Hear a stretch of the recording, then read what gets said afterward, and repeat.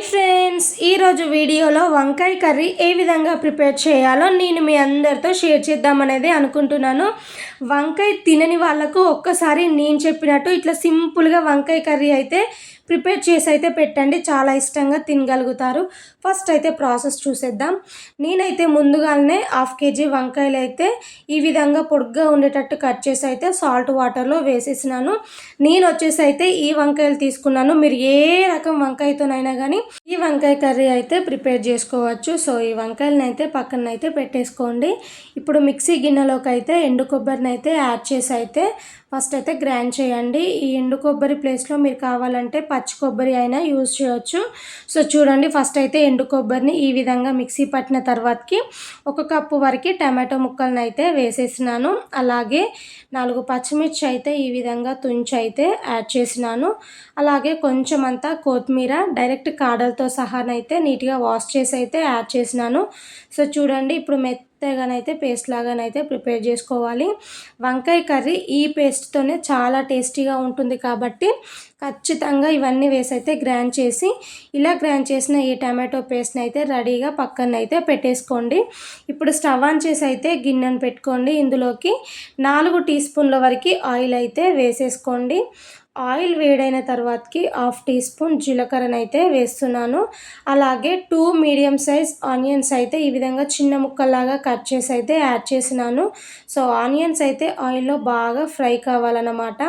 So చూసిలా onions అయితే ఈ విధంగా ఫ్రై అయిన తర్వాతకి ఇందులోనే టేస్ట్కి తగ్గట్టు సాల్ట్, అలాగే 1/2 టీ స్పూన్ వరకు పసుపు వేసుకొని జస్ట్ ఒకసారి ఈ విధంగా కలిపేసేసి ఇప్పుడు మనం ముందుగా కట్ చేసి అయితే సాల్ట్ వాటర్లో వేసి పక్కన పెట్టేసాం కదా, వంకాయ ముక్కలను అయితే ఇందులోకి యాడ్ చేసుకోవాలి. వాటర్ ఏం లేకుండానైతే ఇందులోకి అయితే వేసేసుకోవాలి.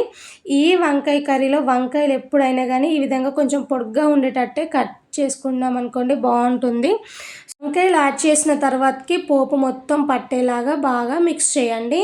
ఇప్పుడు ఈ విధంగా మిక్స్ చేసిన తర్వాతకి అయితే దీనిపైనుంచి అయితే మూతనైతే పెట్టేసుకొని ఫ్లేమ్ అనేది లో టు మీడియంలోనే పెట్టుకొని ఈ ఆయిల్లోనే వంకాయలు అయితే బాగా ఫ్రై అయిపోవాలి అన్నమాట. సో వంకాయలు ఫ్రై కావడానికి 6 to 7 minutes అలా టైం పడుతుంది. కాబట్టి మధ్యలో చెక్ చేసుకుంటూ కలుపుతూ మరి వంకాయనైతే బాగా ఫ్రై చేయండి. సో చూడండి, మూత తీసి అయితే చూపిస్తున్నాను. ఆయిల్లోనైతే వంకాయలు అయితే చక్కగా ఫ్రై అయిపోయాయి. ఇలా ఫ్రై అయిన తర్వాతకి ఇందులోకి 2 రెమ్మల వరకు కరివేపాకుని అయితే వేసేసి జస్ట్ ఒకసారి మొత్తం కలిసేలాగా మిక్స్ చేయండి. ఇప్పుడు ఇందులోకి మనం ముందుగా గ్రైండ్ చేసి పక్కన పెట్టేసాం కదా, సో ఆ పేస్ట్ని మొత్తాన్ని అయితే వేసేసుకోవాలి. మనం ముందుగా మిక్సీ పట్టేటప్పుడు కొత్తిమీర కానీ పచ్చిమిర్చి కానీ టమాటోస్ కానీ పచ్చియే వేసి మిక్సీ పట్టాము కాబట్టి ఇప్పుడు ఆయిల్లో ఇవన్నీ చక్కగా వేగి ఆయిల్ సపరేట్ అయ్యేంత వరకు బాగా ఫ్రై చేయండి. పచ్చి వాసన పోయి ఫ్రై కావాలన్నమాట. కాబట్టి మొత్తం కలిసేలాగా మిక్స్ చేసేసి మూత పెట్టుకొని ఒక 5 నిమిషాలైనా కానీ బాగా ఫ్రై చేయండి. ప్లస్ మధ్యలో చెక్ చేసుకుంటూ. సో చూడండి, 5 నిమిషాల తర్వాతకైతే మూత తీసి అయితే చూపిస్తున్నాను. మనకి పేస్ట్ కూడా చక్కగా ఫ్రై అయిపోయింది. ఇలా ఫ్రై అయిన తర్వాతకి ఇందులోనే గ్రేవీకి తగ్గట్టు వాటర్ని అయితే వేసుకోండి.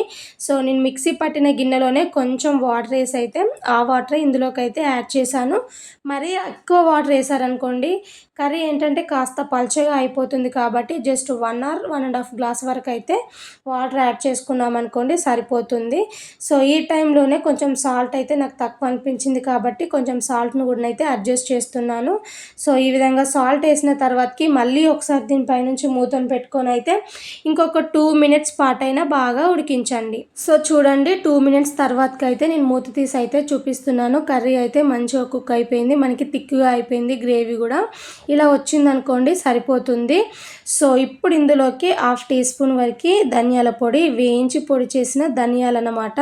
సో 1/2 టీ స్పూన్ ధనియాల పొడి వేసుకోవాలి. అలాగే 1/2 టీ స్పూన్ వరకు గరం మసాలా పౌడర్ని కూడా యాడ్ చేసుకొని ఈ టైంలోనే కొంచెం అంతా కొత్తిమీరను కూడా వేసేసుకొని జస్ట్ ఒక 2 minutes ఉడికించామనుకోండి సరిపోతుంది. మరీ ఎక్కువ టైం కూడా అవసరం లేదు, ఎందుకంటే ఆల్రెడీ మనకి కర్రీ దగ్గర పడింది కాబట్టి ఒక 2 minutes ఉడికించేసి స్టవ్ ఆఫ్ చేసామనుకోండి ఫైనల్లీ అయితే వంకాయ కర్రీ అయితే కంప్లీట్ అయిపోయింది. టేస్ట్ అయితే నెక్స్ట్ లెవెల్. మన ఛానల్ని ఫస్ట్ టైం చూస్తే సబ్స్క్రైబ్ చేయండి. Thank you.